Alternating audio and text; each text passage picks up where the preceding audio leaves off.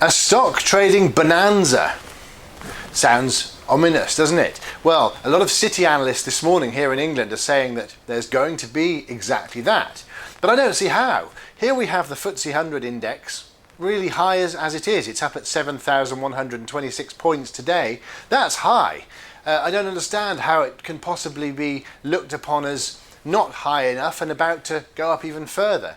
These very generic words are being bandied around the newspapers saying there's Brexit finished and now there was COVID. These are generic and very on-trend news phrases. Maybe it's clickbait, who knows? But certainly I don't understand how we're about to brace ourselves for a huge increase in stocks. The FTSE 100 has been high for 4 months. It was really high during the middle of summer and spring, during the time when it went up over 7,000 points, and that was big news at the time, but now it's at over 7,120 points. There's no volatility really, these are steady climbs. Once it got up to 7,000 points, it stayed there, and then it crept up past the 7,100 mark.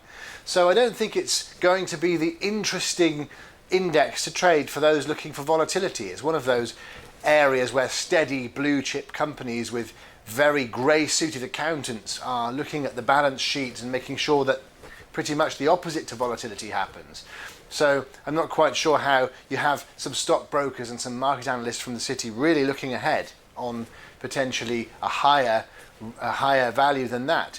Certainly when you bear in mind Rishi Sunak, the Chancellor of the Exchequer's idea to put in place a really unbelievable punitive tax to cover social care.